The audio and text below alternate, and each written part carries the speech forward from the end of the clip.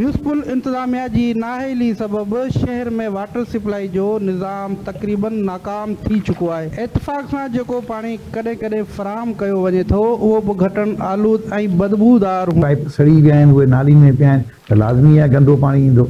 जॾहिं नालियूं भरजनि थियूं त उहो पाणी वरी जेको पाइप ते वञे थो ऐं उते 2 मोटरूं ऐं बदिरां 4 या 6 मोटरूं हुअणु खपनि। उते हींअर मोटर हिकिड़ी पई, किथे पाणी पहुचे थो किथे नथो पहुचे। जॾहिं पहुचे थो त उहो गंदो पाणी थो पहुचे, जंहिंमां अनेक पेटरियूं, साह जूं बीमारियूं, चमड़ी बीमारियूं। पानी असां वटि आहे कोन टालपुर कॉलोनी में इलाही वक़्त खां पाणी बंदि करे विया आहिनि। चवनि था लेनूं लॻायो, लेनूं बि सुकी वियूं आहिनि।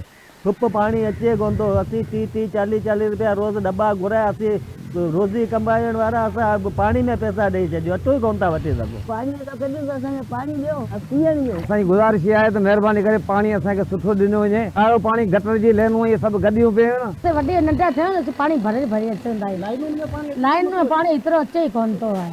अचो ई सफ़ा कोन अचो।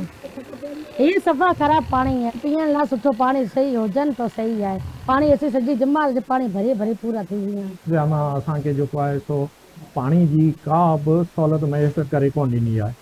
हिन वक़्तु गर्मी बि शुरू थियण वारी आहे ऐं पुराणियूं लाइनूं कंहिं 50 साल पुराणियूं विछायल आहिनि जेके डैमेज थी ख़तम थी वयूं आहिनि ऐं उन खां पोइ डैमेज थियल लाइनूं आहिनि उन्हनि जो गंदो पाणी गटर जो पाणी अचे पियो जेको आहे सो उहो कंहिं इस्तेमाल में नथो अची सघे ऐं माण्हू उहे बि वीचारा मजबूरनि इस्तेमालु कनि पिया जेके वीचारे मुज़ी मर्दनि में मुब्तला थी विया आहिनि। इन समूरे मसइले ते म्यूनिसिपल कमेटी जे चेयरमैन जो चवणु आहे त जिते अॻे 50 घर हाणे उते 5000 घर आहिनि।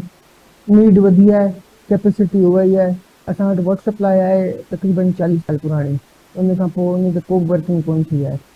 शहरियुनि सां बि रिक्वेस्ट कंदसि त महिरबानी करे लाइट जा जेके वाटर सप्लाई जेके असांजी रिकवरी आहे उहा तव्हांखे ख़बर आहे टर्मन खान में 0 बाबति आहे। शहरियुनि मुतालबो कयो आहे त फिल्टर प्लांट लॻाए पीअण लाइक़ु पाणी फराहम कयो वञे। कैमरामैन सलमान शेख सां गॾु हबीब शेख, धरती टीवी न्यूज़, टंडो मोहम्मद खान।